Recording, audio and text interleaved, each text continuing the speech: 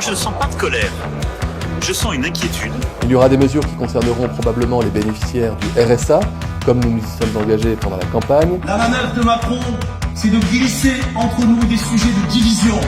Il faut bâtir un cap commun. Emmanuel Macron qui réfléchit déjà au mauvais coup d'après. La zizanie qui repart de plus belle au PS et la NUPES qui peine à panser ses plaies après l'obstruction parlementaire de la France insoumise. C'est le sommaire du numéro 16 de Pôle Express.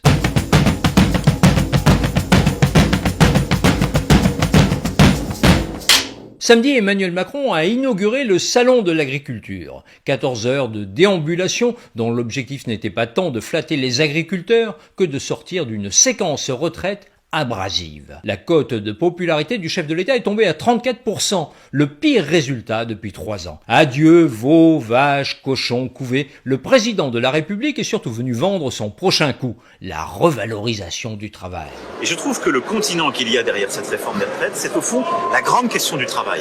Je l'ai ouverte il y a 5 ans, on n'a pas arrêté de faire des réformes, on en a continué avec l'assurance chômage. Moi, je ne sens pas de colère. Je sens une inquiétude. Il faut bâtir un cap commun.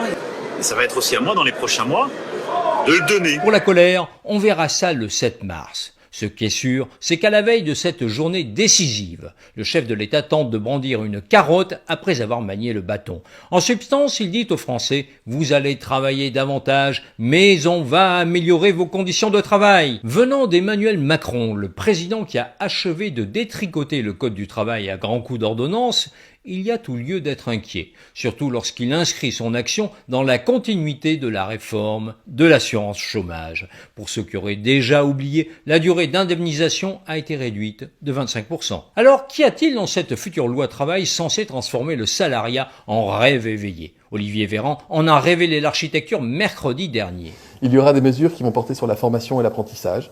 Il y aura des mesures qui concerneront probablement les bénéficiaires du RSA, comme nous nous y sommes engagés pendant la campagne, pour amener davantage de formation et d'activités professionnelles à ceux qui le peuvent et qui bénéficient aujourd'hui du RSA. Il y aura aussi des dispositifs, et j'y tiens énormément, nous y tenons énormément, sur le bien travailler, sur l'organisation du travail. Il y aura également des mesures pour transcrire dans la loi ce que les syndicats auront signé, s'ils le signent, je ne m'engage pas à leur place, mais c'est plutôt en bonne voie de ce que j'ai compris, sur un meilleur partage de la valeur qui concernerait toutes les entreprises des 11 salariés, là où aujourd'hui les règles ne concernent les entreprises qu'à partir de 50 salariés, pour faire en sorte qu'il y ait des dispositifs de participation. Il y aura aussi des mesures peut-être plus techniques et qui concerneront dans les suites de la réforme des retraites. Des mesures qui concerneront probablement les bénéficiaires du RSA, annonce Olivier Véran, comme c'est délicatement dit. Voici ce dont il s'agit. Depuis le 6 janvier de cette année, 19 départements expérimentent un nouveau dispositif. Pour percevoir le revenu de solidarité active,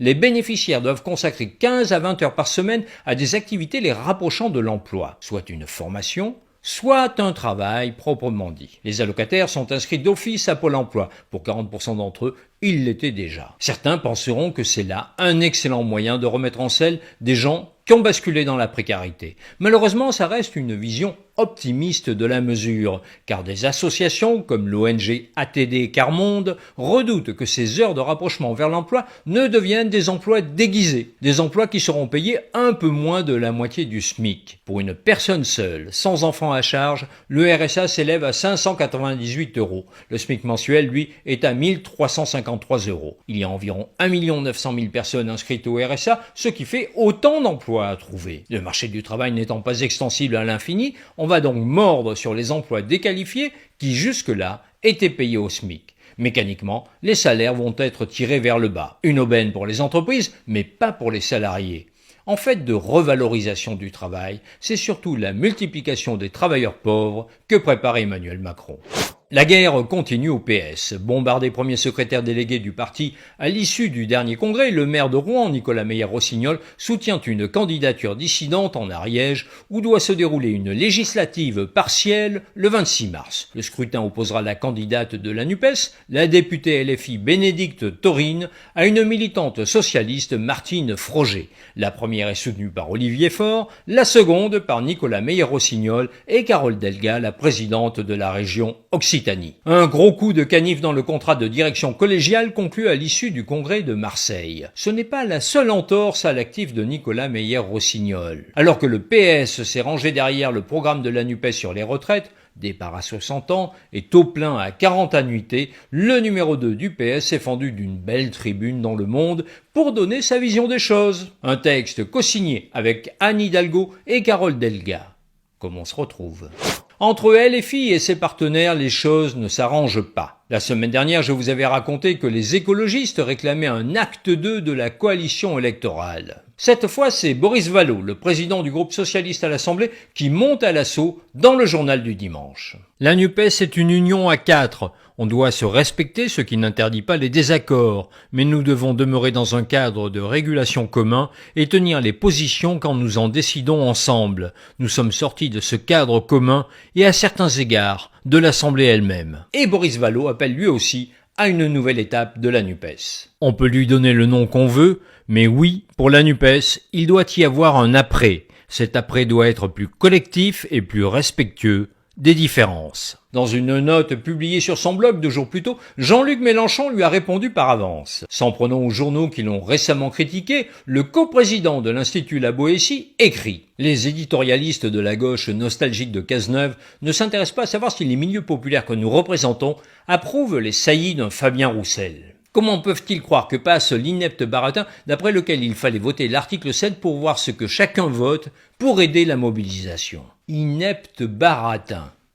Les écologistes, les communistes et les socialistes auront certainement apprécié le qualificatif, eux qui ont bataillé pour que la NUPES aille au vote de l'article 7. Pendant que Jean-Luc Mélenchon règle ses comptes, la vieille garde de la France insoumise, écartée des structures de direction, prend un malin plaisir à s'afficher avec les autres partenaires de la NUPES. Comme à Bobigny le 16 février, sur la scène de la Bourse du Travail, à côté des Insoumis, Alexis Corbière, Clémentine Autain, Raquel Garrido, Éric Coquerel et François Ruffin, on trouvait encore le sénateur communiste Fabien Gay, la députée Europe Écologie Les Verts Sabrina Sebaï ou le président du groupe socialiste à l'Assemblée, Boris Vallaud. À Nantes, où la NUPES tenait meeting samedi soir, Alexis Corbière a lancé un vibrant appel à l'unité. Mais j'invite tous les camarades, tous les dirigeants, qu'ils soient dirigeants syndicaux, dirigeants politiques, à chérir une parole de rassemblement et d'unité. La manœuvre de Macron, c'est de glisser entre nous des sujets de division. Chacun doit jouer un rôle central dans cette affaire. Un message qui semblait pile poil s'adresser à Jean-Luc Mélenchon. Mais bon. Le projet de loi sur les retraites arrive demain au Sénat.